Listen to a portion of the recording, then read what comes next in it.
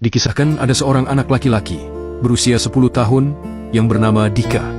Ia adalah anak yatim karena kedua orang tuanya sudah meninggal dunia. Demi sesuap nasi dan membiayai adiknya yang masih bayi berusia 1 tahun, keseharian Dika yaitu berdagang gorengan buatan Pak Dudi kepada warga di kampungnya. Karena Dika tinggal di kontrakan Pak Dudi, namun Pak Dudi menggratiskan kontrakannya kepada Dika karena kasihan, dan warga pun selalu membeli dagangan Dika.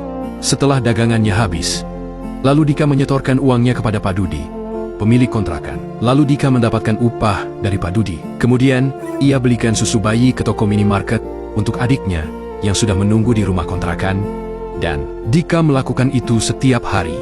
Lalu sesampainya di rumah kontrakan, Dika memberikan susu bayi itu kepada adiknya sambil menggendongnya dan penuh candaan. Sang bayi pun terlihat senang dengan candaan sang kakak.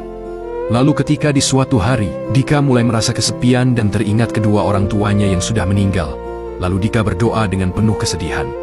Keesokan harinya, ketika Dika berjualan di pinggir jalan, tiba-tiba ada seseorang yang turun dari mobil mewah dan ingin membeli gorengan Dika, yaitu Pak Haji Beni. Setelah ia membayarnya, tiba-tiba hatinya merasa terketuk melihat keadaan Dika. Ia pun menanyakan keberadaan kedua orang tuanya, namun Dika menjawab sudah meninggal. Pak Beni pun mengelus punggungnya Dika dengan bersedih. Lalu Pak Beni pun ingin ke rumah kontrakan Dika dan melihat adiknya yang masih bayi. Setelah di rumah kontrakan, Dika mencurhatkan semua tentang kehidupannya kepada Pak Beni dengan penuh kesedihan. Pak Beni pun berkaca-kaca, sedih dan terharu mendengar curhatan Dika.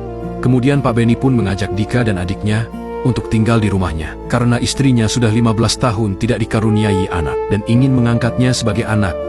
Akhirnya Dika dan adiknya pun ikut Pak Beni dan berpamitan kepada Pak Dudi, pemilik kontrakan, sekaligus orang yang sudah berjasa besar bagi Dika. Pak Dudi dan tetangganya pun sangat bersedih melepaskan kepergian Dika. Namun apalah daya, itulah pilihan Dika demi masa depan hidupnya.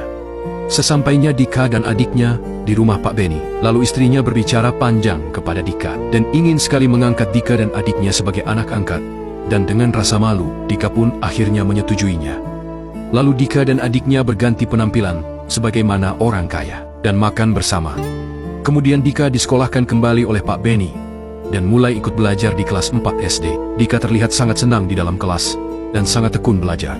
Kemudian Pak Beni dan istrinya pun sangat senang telah memiliki 2 anak angkat di rumahnya dan bermain dengan penuh kegembiraan, canda, tawa. Lalu pada suatu hari, Dika mengajak Pak Beni dan istrinya berziarah ke makam ibu dan ayahnya untuk mendoakan keduanya.